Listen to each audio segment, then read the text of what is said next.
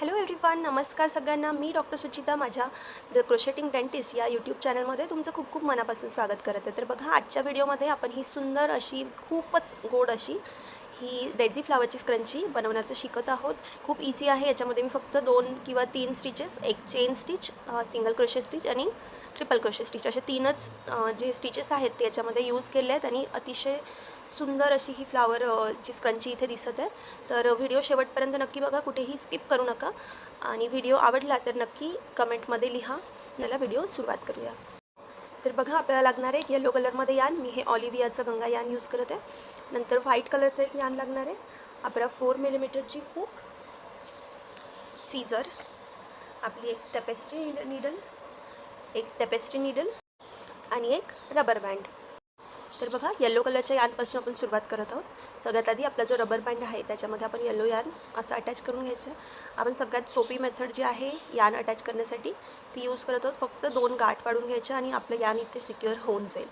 तर खूप असं काही कठीण मेथड आपण यूज करत नाही आहे, जेणेकरून ही आपल्या बेसिक जे आहे एकदम बिगिनर लोकांना ते पण जमेल. तर तुम्ही इथे गाठ पाडली तरीही काही हरकत नाही आहे. त्याच्यानंतर बघा, आपण जी हुक घेतली आपली 4 मिलीमीटरची, आपण रबर बँडमधून अशी इन्सर्ट करायची आहे आणि इथे आपण एक चेन बनवून घ्यायची आहे सुरुवातीला. त्याच्यानंतर आपण पूर्ण जो आपला रबर बँड आहे त्याच्याभोवती असे सिंगल क्रोशे स्टिच बनवून घ्यायचे आहेत. आणि आपला जो यान, आपला हा यान टेल आहे हा असं सोबत आपण कॅरी करत आहोत, म्हणजे सोबतच तो हाईड होत राहील.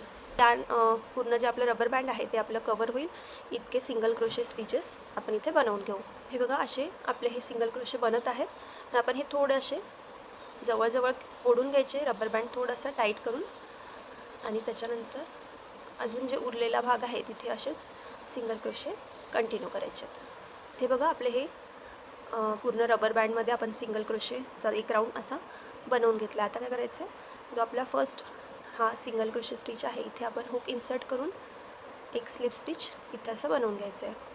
आणि त्याच्यानंतर चेन एक बनवायची आणि आपला जो उरलेला यान आहे तो आपण कट करून घ्यायचा. तर आपलं येलो कलरचं जे वर्क आहे ते इथे पूर्ण झालं. आता हा जो मधला धागा आहे हा आपण इथे ऑलरेडी सिक्युअर केलेला आहे चांगल्या पद्धतीने, तर तो आता आपण कट केला तरी चालेल.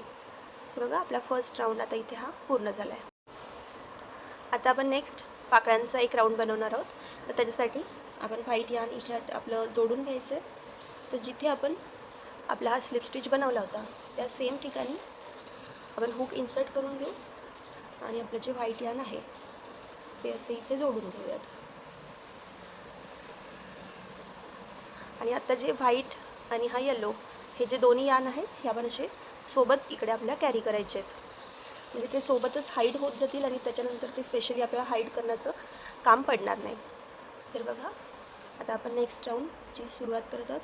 सेम जागेवर आपण हुक इन्सर्ट करायची आहे आणि चेन 1 2 3 3 अशा चेन बनवायच्या. त्याच्यानंतर आपण ट्रिपल क्रोशे स्टिच बनवायचं आहे. जो नेक्स्ट स्टिच आहे त्या नेक्स्ट स्टिचमध्ये आपण हुक इन्सर्ट करायची आणि इथे ट्रिपल क्रोशे स्टिच असं बनवायचं आहे. परत बघा, ट्रिपल क्रोशे स्टिचसाठी आपण 2दा यान ओव्हर करतो आणि परत एक वेळेस. तर आपण एकूण 3 ट्रिपल क्रोशे स्टिच या एकाच स्टिचमध्ये असे बनवलेत. तर नेक्स्ट 1 2 3 3 चेन बनवायचे आणि जी आपली पुढचा स्टिच आहे तिथे आपण एक स्लिप स्टिच असं बनवून घ्यायचं आहे. तर आपली ही फर्स्ट पेटल इथे रेडी झाली आहे. बघा, परत सांगते 1 2 3 3 चेनपासून सुरुवात करायची आहे. ट्रिपल क्रोशेसाठी 2दा यान ओव्हर करून नेक्स्ट स्टिचमध्ये हुक इन्सर्ट करायची आहे आणि असा एक ट्रिपल क्रोशे स्टिच इथे आपण बनवून घ्यायचा आहे. नंतर परत सेम स्टिचमध्ये आपण दुसरा आपला ट्रिपल क्रोशे स्टिच बनवून घ्यायचा आहे आणि सेम स्टिचमध्येच तिसरा ट्रिपल क्रोशेही बनवायचा आहे. तर एका स्टिचमध्ये आपण 3 असे ट्रिपल क्रोशे स्टिचेस बनवलेत. चेन 1 2 3 3 चेन आणि नेक्स्ट स्टिचमध्ये एक स्लिप स्टिच. तर बघा, अशा ह्या 2 पेटल इथे रेडी झाल्यात. परत बघा, एकदा सांगत आहे की आपली पेटलचा जो पॅटर्न आहे तो कसा आहे.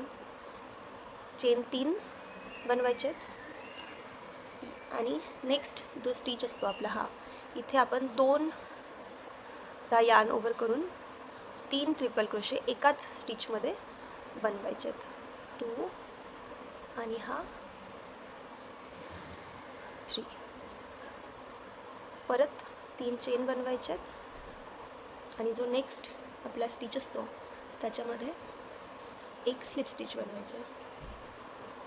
तर बघा हाच आपला पाकळ्यांचा पॅटर्न आहे. हाच आपण पूर्ण कंटिन्यू करायचा आहे. 3 चेनपासून सुरुवात करायची. नेक्स्ट स्टिचमध्ये 3 ट्रिपल क्रोशे बनवायचे आहेत. परत 3 चेन बनवायचे आहेत आणि नेक्स्ट स्टिचमध्ये स्लिप स्टिच बनवायचं आहे. तर हाच पॅटर्न फॉलो करत आपण पूर्ण ऑल ओव्हर अशा पेटल्स बनवून घेऊ. तर बघा इथे माझी आत्ता ही लास्ट पाकळी मी बनवत आहे. चेन 3 1 2 3 3 चेन बनवायचे आहेत आणि जो आपला फर्स्ट स्टिच होता जिथून आपण सुरुवात केली आहे त्या सेम जागेमध्ये आपण एक स्लिप स्टिच बनवायचं आणि परत एक स्लिप स्टिच आपण याच जागेवर बनवायचं आहे, जेणेकरून हे आपलं जे पूर्ण वर्क आहे ते कंटिन्यू दिसेल. आणि नंतर आपण एक्स्ट्रा जो यार्न आहे आपला तो असा कट करून घेऊ. हां, आपल्या ह्या अशा पेटल्स दिसत आहेत आणि आतमध्ये हा आपला सेंटरमध्ये येल्लो कलर अतिशय सुंदर दिसत आहे. आपली ही डेझी फ्लावरची जी स्क्रंची आहे ती इथे बनून रेडी आता आहे. थोडं फिनिशिंग मी याचं करून घेते. तर बघा फिनिशिंग नंतर ही स्क्रंची आपली अशी दिसत आहे. खूप सुंदर दिसत आहे डेझी फ्लावर स्क्रंची.